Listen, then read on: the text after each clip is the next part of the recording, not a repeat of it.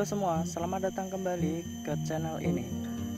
Di sini saya akan melanjutkan pembahasan dari light novel Mondaichi Tachi.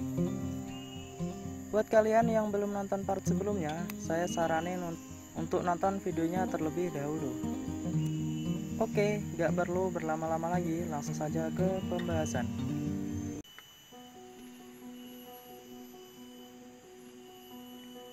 Esok harinya, di hilir sungai Underwood, Izayoi dan lainnya berkumpul di plaza yang ada di kaki pohon besar. Setelah pengumuman dibuat untuk mengumpulkan pemain untuk kembali memulai game, mereka berhasil menarik perhatian dari berbagai komunitas yang bukan bagian dari aliansi. Di sana terlihat elang dan humanoid yang terbang, serta Eudemon yang berkumpul. Izayoi berbalik untuk melihat ke arah Kurosagi, Jin, dan Asuka. Tetapi pandangannya langsung tertuju ke arah Eudemon yang langka. Eudemon itu memiliki kepala elang dan tubuhnya yang panjang. Tubuhnya ditutupi oleh bulu, namun bagian bawah tubuhnya adalah kuda. Itu bukan Griffon, melainkan Hippogriff bukan? Ucap Izayoi. Kurousagi berkata jika itu benar dan dia adalah pemimpin dari komunitas Two Wings, seekor Eudemon dari persilangan dari elang dan kuda. Kurousagi menawarkan Izayoi jika dia tertarik, maka Izayoi bisa menyapanya. Izayoi menyetujuinya dan mengajak Jin ikut bersamanya untuk mempromosikan namanya. Kurousagi membungkuk tidak wajar ketika melihat mereka pergi. Izayoi juga melakukan hal yang sama sebelum dia berjalan ke arah Hippogriff dengan gembira. Sedangkan Asuka dan Kurousagi tetap berdiri di tempat dan merasakan keringat dingin ketika mereka saling bertukar pandang.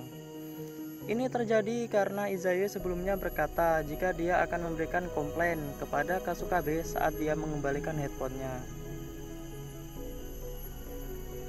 Asuka bertanya kepada Kurousagi, bukankah Izayoi sebelumnya sudah berkata jika dia tidak memperdulikannya?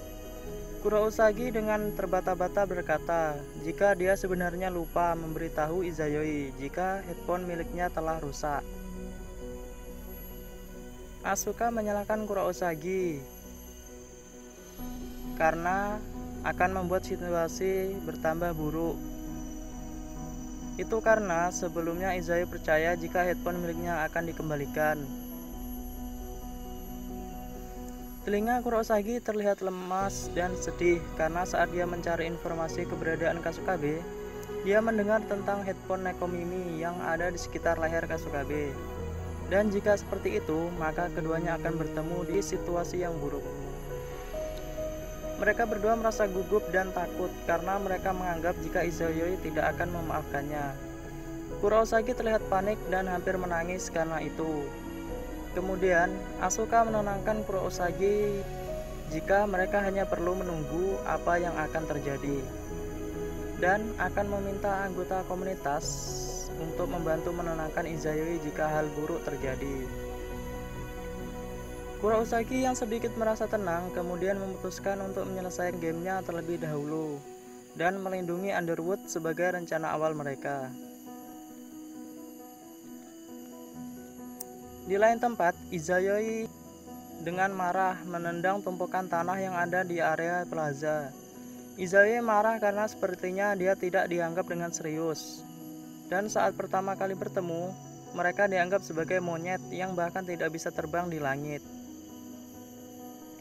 Anak nakal tidak berguna, yang tidak punya taring dan cakar atau sebagainya. Dibandingkan dengan itu, aku lebih suka dipanggil nonem, ucap Izayoi. Jin Russell menenangkan Izayoi dengan mengatakan jika Hippogriff merupakan generasi ketiga dari bintang mitos dan mereka mungkin memiliki tingkat kebanggaan yang lebih tinggi. Sebagai catatan, Hippogriff merupakan persilangan antara Griffon dan kuda yang menimbulkan bentuk kehidupan yang lebih tinggi.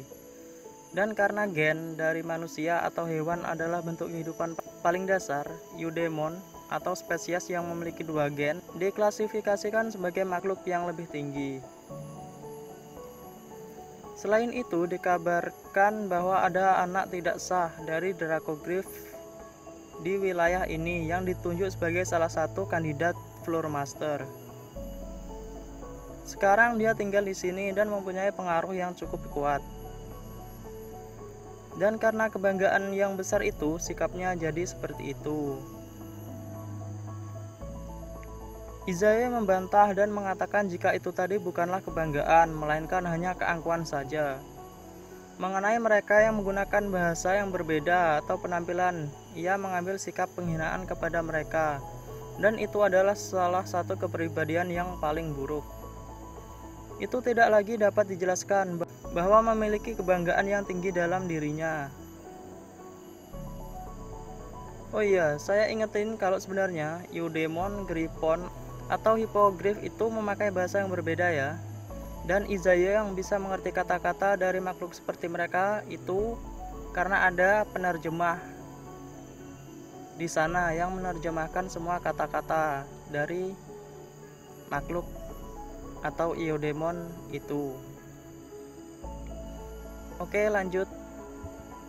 Izaya yang masih marah dan Jin kembali ke tempat Kurousagi dan yang lainnya berada. Saat itu juga Sala dan Gri berjalan ke arah mereka. Melihat Jin dan Izaya kembali, Kurousagi melambaikan tangan kepada mereka dan kemudian memperkenalkan Gri kepada mereka. Di sini Sala memberikan sebuah gift berbentuk gelang yang terbuat dari anyaman rumput yang terukir bendera Dracogryph di atasnya. Itu adalah gift yang dapat menerjemahkan bahasa Dracogryph atau dari bahasa Eudemon agar bisa dimengerti manusia. Setelah Izaya memakai gelang itu, Izaya bisa berbicara dengan Gri secara langsung. Izaya memuji pengrajin yang membuat gelang itu dan memperkenalkan dirinya. Gri yang sudah bisa memahami bahasa manusia sebelumnya juga memperkenalkan dirinya kepada Izayoi dan memintanya untuk bekerja sama sebagai rekan. Izayoi yang sudah tidak dalam mood yang buruk kemudian menghampiri Jin dan mengatakan jika saat dia tidak ada, maka dia akan menyerahkan Underwood kepada Jin. Izaya mengatakan jika harusnya Jin mampu karena telah melihat cara mereka bertarung selama ini. Dan musuh kali ini adalah Titan yang mana Percher sangat cocok untuk menghadapi mereka. Izaya juga berterima kasih kepada Tuan Perwakilan karena bisa berkomunikasi langsung atau sebaliknya. Itu sangat membantu. Jadi di sini Izaya memanggil Sala dengan sebutan Tuan Perwakilan ya.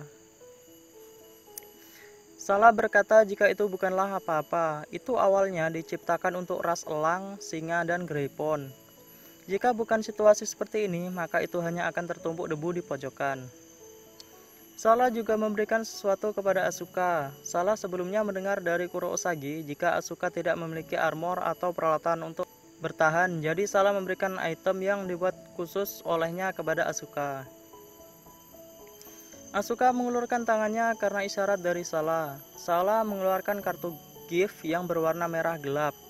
Dengan cahaya merah yang redup dari kartu, sepasang aksesoris logam buatan mulai menunjukkan wujudnya di sekitar tangan Asuka. Saat pertama kali terlihat, itu seperti sarung tangan biasa, jadi Sala berpikir jika itu cocok dengan gaun yang dipakai Asuka. Sarung tangan yang merah namanya adalah Hand of Ruby, sedangkan yang biru adalah Hand of Amber. Dan permata yang ditanamkan ke dalamnya berasal dari gift yang berbeda-beda. Yang Ruby mengandung potongan tanduk naga, sedangkan yang Amber mengandung bibit pohon air suci. Tanduk naga dan pohon air suci adalah bagian paling suci dari kekuatan spiritual. Jadi dengan itu Sala menciptakan gift yang dapat mengeluarkan air dan api. Asuka dengan sungkan menerima itu, tetapi Sala mengatakan jika itu tidaklah gratis. Jadi dia meminta komunitas no-name untuk membantu melindungi Underwood. Dan itu sudah sewajarnya untuk mendapatkan gift darinya sebagai timbal baliknya.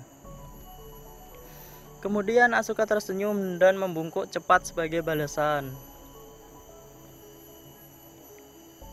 Beberapa ribu di atas Underwood, Izaya yang terbang menunggangi Gri merasa sangat menikmati perjalanannya sambil tertawa dengan keras.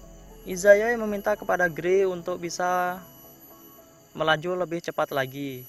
Namun Salah yang ada di belakangnya menegur mereka karena mereka terlalu bersenang-senang dan mengabaikan formasi. Menghiraukan nasihat dari Salah, Izaya kemudian kembali meminta Gri untuk menambah kecepatan. Salah kemudian meneriaki mereka lagi agar tidak gegabah, namun perkataan Salah tidak terlalu berpengaruh pada mereka. Sebuah bayangan hitam tiba-tiba muncul dari benteng kuno dan terlihat jika bayangan itu terlihat seperti menelan semua cahaya di sekitar sana. Wujudnya itu tampak seperti terlihat melingkar, aneh dari segala sudut. Titik fokus yang tiba-tiba mengumpul karena distorsi dan berubah-ubah, mengkerut, berubah, dan melebar, yang diikuti dengan nafsu membunuh yang sangat besar terpancar dari dalamnya. Raut wajah dari para pasukan terbang menjadi sangat pucat. Perintah mundur diteriakkan oleh Salah yang berada di belakang sambil merasa kesakitan karena sepertinya itu sudah terlambat. Dari langit, di mana gemuruh itu berasal, pusaran yang abnormal tadi mulai menunjukkan bentuknya yang sebenarnya. Dengan menggunakan jubah hitam layaknya seorang raja, sedang berdiri dengan bangga, dengan punggung yang menghadap ke arah petir yang bergemuruh, dan dengan sekejap saat cahaya menerangi tempat itu, terlihat Raja Iblis, Leticia Draculea, yang memandang mereka tanpa ekspresi, sedangkan dada Salah terlihat merah karena darah.